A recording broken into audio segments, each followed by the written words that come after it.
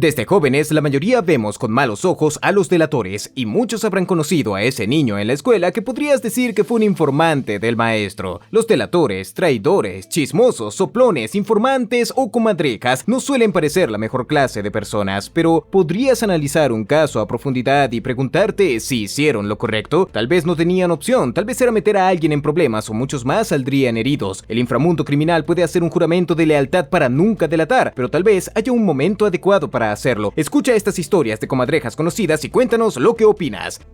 Tim Allen. Seguro hay mucho que no sabes acerca del actor y comediante estadounidense Tim Allen, cuyo nombre real es Timothy Alan Dick. El sujeto simpático tuvo una vida turbulenta cuando era joven y no mucha gente sabe sobre sus días como traficante de cocaína. No hablamos de darle un gramo a sus amigos antes de irse a la disco en los 70, estamos hablando de un traficante serio. Hay una mención de esto en su página de Wikipedia, pero los detalles son bastante escasos. Según cuenta la historia, la policía estaba sobre Allen ya que estaba vendiendo una gran cantidad de polvo colombiano y en 1978 hubo una operación encubierta para capturarlo. Fue atrapado con 650 gramos de cocaína, lo cual era suficiente para pasar un tiempo tras las rejas, pero realmente no cumplió tanto tiempo y eso fue debido a que soltó información. Terminó sirviendo casi 2 años y medio en la institución correccional federal en Sandstone, Minnesota, a pesar de que le correspondía más tiempo. Una vez dijo en una entrevista: "Me pusieron en una celda de detención con otros 20 tipos, tuvimos que defecar en el mismo inodoro en el medio de la habitación y me dije a mí mismo, no puedo hacer esto durante 7 años y medio, quiero suicidarme". También podría haber sido condenado a cadena perpetua, pues en el momento de su arresto fue aprobada una ley que justificaba esta sentencia para sujetos atrapados con grandes cantidades de cocaína o heroína. En un libro acerca de su arresto se dijo que para disminuir su sentencia, Allen acordó cooperar con las autoridades en cuanto a lo que sucedía en la escena del tráfico de drogas en su área. El libro dice que ayudó a las autoridades a acusar a 20 personas en el tráfico de drogas y resultó en la condena y sentencia de 4 narcotraficantes importantes. También se dice que el juez se aseguró de que no terminara en una prisión local porque aquello podría ser peligroso para su vida. Los documentos judiciales revelan que el juez pensó que era un comediante talentoso y prometedor.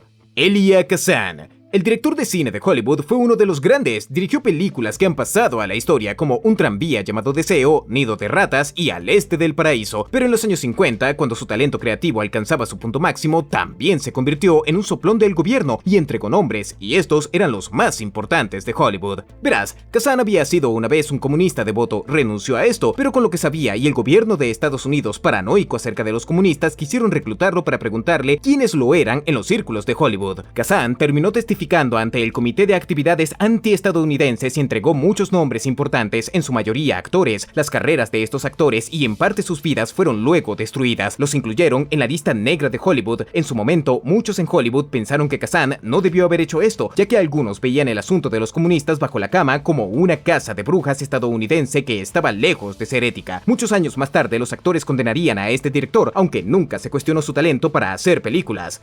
Ronald Reagan. El actor que se convertiría en presidente de los Estados Unidos también era un soplón, y de hecho pasó mucho tiempo espiando a actores y a otros creativos en la escena cinematográfica. Reagan no era un comunista que había desertado, pero cuando en 1946 fue visitado por el FBI y se le dijo que había comunistas en Hollywood, decidió ayudarlos. El FBI tiene archivos sobre muchos presuntos comunistas, pero con la ayuda de Reagan obtuvieron más información. El New York Times, muchos años después, escribiría que la evidencia proporcionada por él no siempre fue convincente. De hecho, aunque por lo general hacía lo que le decían, bien podría haberle dado información débil al FBI que, sin embargo, afectó a algunas carreras. Conocido como el informante T-10, Reagan era una de las muchas personas en Hollywood que le daba información al FBI. T-10 fue mencionado en un documento del FBI escrito en 1947 llamado Infiltración comunista en la industria cinematográfica. También había una conocida actriz llamada T-9. El documento establece que Reagan no solo escuchaba a la gente hablar, entrevistaba activamente a la gente para averiguar sus inclinaciones políticas. Walt Disney. Sí, el hombre detrás de todas esas caricaturas que conocemos y amamos también fue un soplón. El New York Times escribió en los 90 que los documentos publicados en virtud de la ley de la libertad de información revelaban que había sido un informante del FBI desde 1940 hasta su muerte en 1966. Pero como casi todos los documentos clasificados liberados, había mucha información oculta, seguramente las partes más interesantes. Pero Disney, que era bien conocido por estar firmemente asentado en el lado derecho de la política, testificó ante el Comité de Actividades Antiestadounidenses. Se Se dice que J. Edgar Hoover hizo favores a Disney y él, a cambio, le dio sus guiones a Hoover para que los revisara. Quizás tendrían contenido que no aprobó. Se dice que Hoover incluso hizo un pequeño cambio en un episodio de The Mickey Mouse Club. Disney se aseguró de que algunas caricaturas de Mickey Mouse mostraran a los policías como sujetos geniales. Esto fue hecho para manipular a los niños estadounidenses. El Times escribió que debido a todo el trabajo que Disney hizo para el FBI, lo convirtieron en un agente especial encargado. Ese mismo artículo dice, como contacto de la oficina, informó sobre las actividades de actores, escritores, productores, directores, técnicos y activistas sindicales de Hollywood sospechosos de subversión política. No se sabe cuántas personas se vieron afectadas por su participación en el FBI.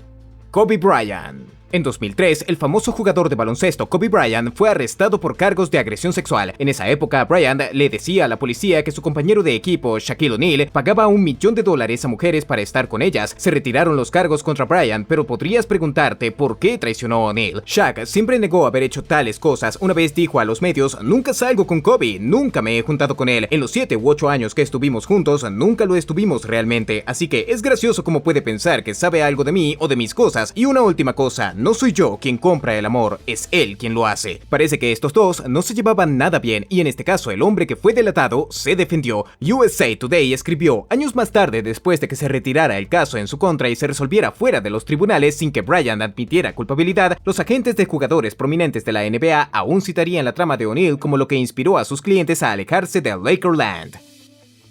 Lil Sis.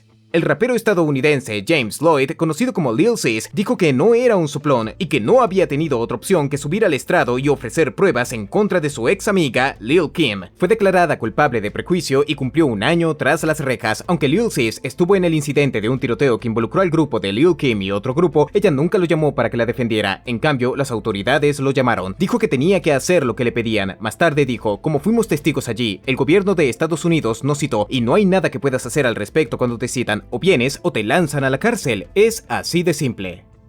Henry Hill. Solo mencionaremos un soplón que puso a colegas de la mafia tras las rejas, porque este hombre se hizo famoso principalmente gracias a la brillante película de Martin Scorsese, Buenos Muchachos. Pero Hill se hizo conocido sobre todo por sus entrevistas, especialmente sus apariciones en el Howard Stern Show. También escribió un libro titulado El recetario de Wise Guy, mi vida desde ser un buen muchacho hasta cocinar en la carretera. Antes de que todo esto sucediera, lo incluyeron en el programa de protección a testigos porque delató a personas pertenecientes a la mafia. Hill no era exactamente alguien modelo en el programa y finalmente fue retirado de él. ¿Cómo se sintió al enviar a personas a la cárcel? Parece que pensó que era él o ellos y decidió cuidar de sí mismo. En cuanto a los muchachos que sufrieron mientras él estaba en la mafia, una vez le dijo a la BBC, me importa un bledo lo que piense esa gente, estoy haciendo lo correcto ahora. 6ix9ine. Mientras escribimos esto, el rapero y actor estadounidense Fat Joe acaba de hablar acerca de 6ix9ine y dijo, lo peor que puedes hacer en la historia es convertirte en un soplón, tienes que entender que cuando hablas destruyes familias. Tenía pocas palabras amables acerca de 6ix9ine llamándolo una farsa, pero ¿cuál es la historia detrás de esto? Bien, el joven Daniel Hernández, conocido como Tekashi 6ix9ine, saltó a la fama en 2017 después de lanzar su sencillo Kumo. También le gustaba usar redes sociales para ganar fama y con su cabello revuelto y su cara llena de tatuajes sin duda destacó. Pero cuando fue arrestado por cargos federales de crímenes organizados y armas, testificó en contra de los presuntos miembros de la pandilla Nine Trey, Al Jeremiah Nuke Mac y Anthony Harp Ellison. Pero después de su testimonio, acusó a otras personas de actos violentos y simplemente habló bastante sobre las pandillas y a quienes pertenecían. Estaba derribando la casa sobre algunos de sus asociados. Con todos los cargos en su contra, podría enfrentar muchos años en prisión, pero debido a la cooperación con las autoridades es posible que no cumpla tantos años, pero es probable que nunca vuelva a trabajar en la industria musical,